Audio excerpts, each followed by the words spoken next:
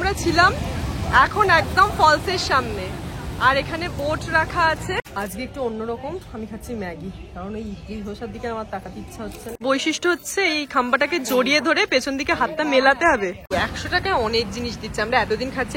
এই জায়গা কি ভোলার মতন? এই দৃশ্য ভোলার মতন নয়, দেখতে খুব সুন্দর লাগছে। সেটা হচ্ছে এই রেঞ্জটা। হ্যাঁ, আজকের সফর শুরু হলো আমাদের সকাল 7টায়। মানে রোজই সেই বেড়াতে এসে আমরা কিন্তু একটু রিল্যাক্স করছি না, সকালে ওঠা রাতে ফেরা, রোজই এই চলছে। তো শুরু থেকে আজ কি করি চলো টুকটাক করে তোমাদের শেয়ার করি। এইবারে বেড়াতে এসে আমি ফুল এনজয় করতে চাই, সেই কারণে একটু ব্লগিংয়ের দিকে কমই মন দিয়েছি। যখন যেরকম মনে হয়েছে যেটুকুনি ভিডিও ক্যাপচার করার দরকার করছি, আমি গা ছেড়ে একদম আরামসে ঘুরছি আর কি, এরকম ব্যাপার। কারণ ব্লগিং ফটো এইসব দিকে মন দিতে গেলে না চারপাশে প্রকৃতিকে ভালো করে উপভোগ করা যায় না। তো চলো গাড়ি এসে গেছে, ওঠা যাক, তারপর বাকি কথা হবে। আমরা আজকে প্রথমে এসেছি চিত্রধারা ওয়াটারফলসে। বাবা আবার দেখে চলেও গেল মা। আর এই যে পুরো পাথুরে জায়গাটা দেখছো, এখান দিয়ে কিন্তু পুরো জল আসে, কিন্তু এখন যেহেতু বর্ষার সময় পেরিয়ে গেছে তাই জলটা বেশ কমে গেছে। আর ভাই কোথায় কোথায় না চলে গেছে, ওই দিকটা দিয়ে ওই দিকটা দিয়ে কোথায় সব চলে গেছে, ওকে দেখতেও আর পাচ্ছি না। চারপাশ পুরো ঘন একদম জঙ্গলে ঘেরা, আর মাঝখান দিয়ে এরকম বয়ে চলেছে ঝর্ণা। এই জায়গাটা থেকে আরো বেশি ভালো লাগছে, পুরো জল বয়ে যাচ্ছে আর চারপাশে আমি তো আবার একটা বেঁকা পাথরে দাঁড়িয়েছি। এখানে প্রচন্ড স্লিপ, মানে জল পড়ে পড়ে পড়ে পড়ে একদম শ্যাওলা হয়ে গেছে। তা ভাই এই রাস্তাটা দিয়ে নিচে চলে গেছে।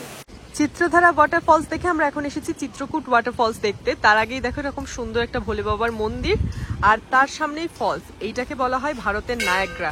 অনেকটা নায়াগ্রার মতন ওপর থেকে অনেকটা নিচে জলটা পড়ে নায়াগ্রার মতন রূপ সৃষ্টি করেছে, তাই কারণে। মা এখন কোথা থেকে ফুল এনেছো গো? ভোলানাথের দর্শন, নন্দী মহারাজ, হচ্ছে ফলস। আহা, এই পাশগুলো থেকে আরো জল এসে পড়লে আরো বেশি ভালো লাগতো, যদিও বর্ষার সময় তো এটা নয়। আর এখানে রামধনুও সৃষ্টি হয়েছে, বোঝা যাচ্ছে কি? এই যে কি যে ভালো লাগছে। আর নিচে নেমে ওই পাশটাতে বোটিং হয়।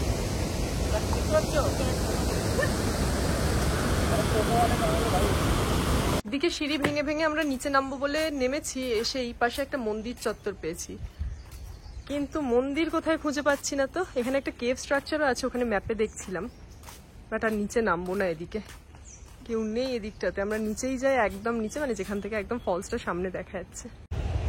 কোনো ফলসে যাওয়ার সময় সিঁড়ি থেকে নামতে এতটাই মজা লাগে যে সামনে গিয়ে এই অসাধারণ দৃশ্যটা উপভোগ করতে পারবো, কিন্তু ওঠার সময় ততোধিক বেগ পেতে হয়।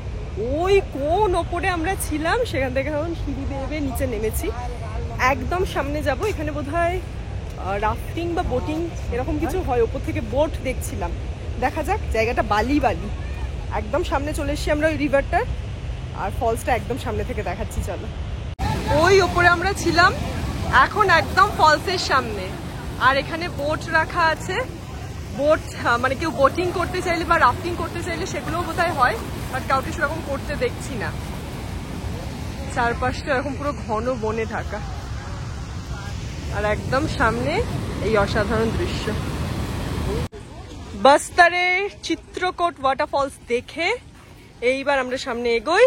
ব্রেকফাস্ট সারতে হবে, 10টা বেজে গেছে অলরেডি। আমি আর ভাই নিচে গিয়ে এত লেট করেছি, লেট কিছু নয়, উঠতে নামতেই সময় লেগে যায়।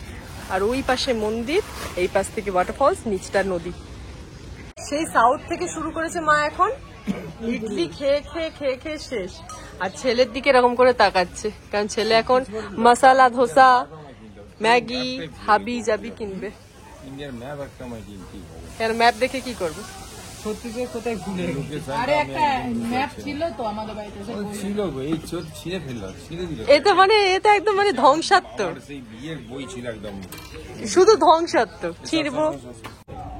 আজকে একটু অন্যরকম, আমি খাচ্ছি ম্যাগি, কারণ ওই ইডলি ধোসার দিকে আমার তাকাতে ইচ্ছা হচ্ছে না। আর ওই সকালবেলা লুচি তরকারি পুরি সবজি ছোলে ভাটুরে কিছুই আর খাবো না, আজকে ম্যাগি পেয়েছি, ম্যাগি খাচ্ছি। গাছে এগুলো কি বলো? মনে হচ্ছে না দেখে কোনো ফল ধরে আছে, আসলে এগুলো সব বাদুর। বাদুরগুলো ঝুলছে এরকম গাছের ডাল থেকে। এখন দিনের বেলা পুরো এই দুটো গাছই বাদুরে ভর্তি। বাপ রে বাপ, কত বাদুর, কি অবস্থা। ব্রেকফাস্ট ডান। ওই দিকে দেখে এবার আমরা সামনে এগোই। চার পাশটা এরকম পাথরে আর ওপাশটা ওইটা ফলসটা, ফলসের একদম কাছে। মেন্দ্রি ঘুমারের একদম সামনে চলে এসছে। এই পুরো পাথরের ল্যান্ডটাকে ক্রস করে সামনে থেকে দেখতে হবে। মনে হচ্ছে এটাই নিচে নামার কোনো ব্যাপার নেই, দেখা যাক। এই জায়গা কি ভোলার মতন? এই দৃশ্য ভোলার মতন নয়, শুধু জলের আওয়াজ পাওয়া যাচ্ছে এখানে, আর সামনে পুরো গ্রিন ভ্যালি। এ কি গ্রিনের মাঝখানে এই ব্লুটা আবার কে চলে আসলো? আমার একটা ছবি তোলে। ওফ, আমি মানে ওর ছবি তুলে দিতে দিতে আমার আর ভিডিও করা হচ্ছে না। বলছে এখানে চিত হয়ে সৌভাবে ছবি তুলে দে। পুরো লাল মাটির রাস্তা পেরিয়ে আমরা এখন তামরা ঘুমারে যাচ্ছি।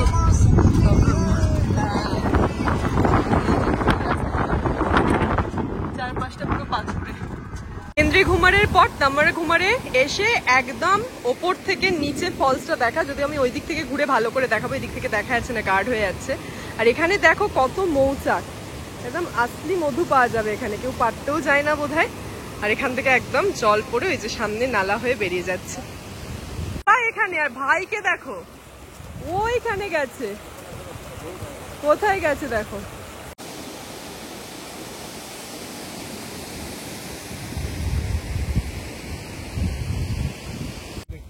এই মৌমাছি বলতে আছি আমি, কোথায়?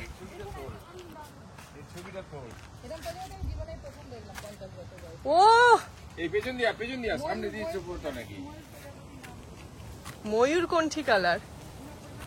আহা, এই ফুলগুলোতে পুটুস, দেখো কি সুন্দর, কি সুন্দর।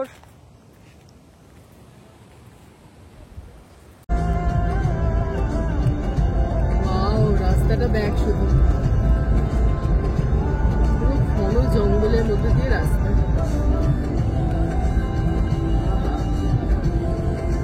ফলস দেখা আমাদের কমপ্লিট। এবার এসেছি আমরা বারসুরে। প্রথমেই দেখবো 32 মন্দির, মানে 32টা নাকি পিলার দেয়া রয়েছে, বহুত পুরনো এই মন্দির। তো চলো ভেতরে গিয়ে দেখা যাক কি রয়েছে। ভেতরে রয়েছে শিবলিঙ্গ আর বাইরে বসে আছে নন্দী মহারাজ। 32টা পিলার গুনেছো বাবা? সে তো বটেই, কিন্তু কতগুলো কোন দিক থেকে নিয়ে সেটা দেখো।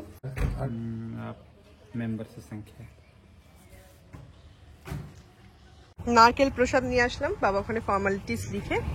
এবার দেখা যাক আগে আবার কি আছে। গণেশ মন্দিরকে এখানে বলছে মামা ভাঞ্জা মন্দির। এবার এসেছি আমরা গণেশ মন্দিরে, আর এই পাশে ভোলে বাবাও রয়েছে। একদম ওখানে দেখলাম লেখা রয়েছে 11 থেকে 12 শতাব্দীর মধ্যে এইসব তৈরি হওয়া, অনেক পুরনো জায়গা। কি এখানে লেখা আছে সবকিছু ডিটেলস গণেশ মন্দিরের। এখানে কথা ইকো হচ্ছে। আর্কিওলজিক্যাল সাইট থেকে এটাকে একদম প্রাচীন মনুমেন্টের আখ্যা দেওয়া হয়েছে। পাথরের গায়ে দেখো পুরনো কত, এটা থেকে বোঝা যায় কি সব খোদাই করে লেখা। এইটাতেও দেখ বিলি করে লেখা লয়ের মতো। হ্যাঁ, 11-12 শতাব্দীতে এই সমস্ত আবিষ্কৃত হয়।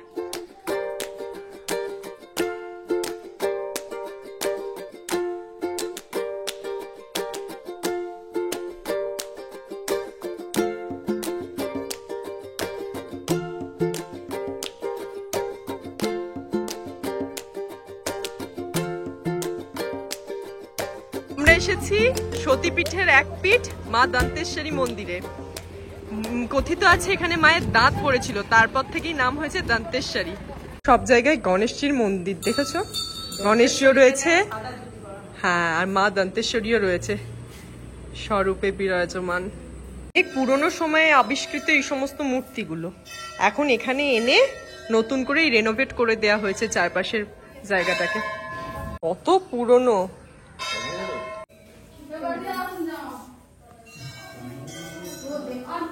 হারা হারা মহাদেব। এখানে বেশি কিন্তু মহাদেব গণেশজি। সব মন্দিরের একটা বৈশিষ্ট্য যে নারকেল দিয়ে পুজো দিতে হয়। দেখো কত নারকেল জমেছে, আর এপাশ থেকে নেমে গিয়ে নিচে নদী। হোম না, এরা হোম কুণ্ড বলছে না, হোম কুন্ডি বলছে। আর এই ছিল মেইন মন্দিরটা যেখানে আমরা আসলাম। আসলে এতটা ভেতরে হয় না, সতীপীঠ হলেও সেইভাবে এখনো প্রসিদ্ধ হয়নি, সেই কারণে ভিড় ছাড়া একদম পুজো দেয়া যাচ্ছে। বৈশিষ্ট্য হচ্ছে এই খাম্বাটাকে জড়িয়ে ধরে পেছন দিকে হাতটা মেলাতে হবে, হাতটা মিলবে, এটাই বৈশিষ্ট্য। মা তো আর ছেড়ে দাও, মা গল্প তোমার গল্প। এই সোজা হলে তো সবাই জড়িয়ে ফেলছে। দান্তেশ্বরী মন্দিরের চারপাশটা একটা অদ্ভুত ঠান্ডা হাওয়া রয়েছে, আর বেশ ফাঁকা ফাঁকা, কোনো ঘিঞ্জি নেই। ওই দিক যে দিক থেকে নদীটা দেখলাম সেই নদীটার সামনে থেকে বয়ে চলেছে, আর ওই পাশে ব্রিজটা দিয়ে আমরা আসলাম। সামনে দেখেছো মা কত বজরংবলী বড় লম্বা চওড়া পাহারা দিচ্ছে, আর তুমি আসবে বলে হ্যাঁ কি করলো বলো তো, ভগবান ওয়েদারটা এরম করে দিলে। একটু আগেই কাঠ ফাটা রোদ্দুর ছিল, এইবার এত সুন্দর ওয়েদার, মেঘলা, রোদের তো কিরণ নেই, আর প্রচন্ড সুন্দর হাওয়া এখানে। কে কি গো ভাই, ওই যে এসছে আসছে, কি বলবে দেখি, কি বলছে, কি একটা কি বলছে গো, কি বলছে গো, ওইখানে বসেছিল হ্যাঁ বেরুচ্ছে এখান থেকে, হ্যাঁ সঙ্গে সঙ্গে আসছে ওইটা খাই বলে। ওই কি ওই কোলা, ওই দেখো ওই দেখো ওই দেখো, শুধু ও খাবার দিকে নজর, এই রে দেখো সবাই দেখছে, ভাই এটার জন্য বসে আছে এখন। ও তো বাচ্চা, ও 5 বছরের বাচ্চা, আর ওর মধ্যে কোনো পার্থক্য নেই। ভাই এখন মানে ভাইয়ের দেখা দেখি মা এখন আবার বলছে খাবে, তোমাদের দুজনের কোনো পার্থক্যই নেই। এইসব নেবো না, আমার প্লেন হবে হ্যাঁ তিনজনে খাবো। कोई सिरप नहीं देना है, নিমক দিয়ে नमक ना এটাও নিতে পারো তো, অরেঞ্জ অরেঞ্জ ये दे ऑरेंज मैंगो कलर तो नमक डालो अच्छा लगेगा। আচ্ছা দাও দাও, অরেঞ্জ বা ম্যাঙ্গো দাও। ম্যাঙ্গো দাও, ম্যাঙ্গো। হ্যাঁ অরেঞ্জ তো ওখানে খেলে অরেঞ্জ আইসক্রিম, এখন ম্যাঙ্গোই নাও। আর নাই নমক দিজিয়ে। ওই দেখো পালিয়ে গেছে, কি বদমাশ গো, ওরটা নিয়েও পালিয়ে গেল যাতে কাউকে ভাগ দিতে না হয়। পালকিতে কে চলে যায় মা?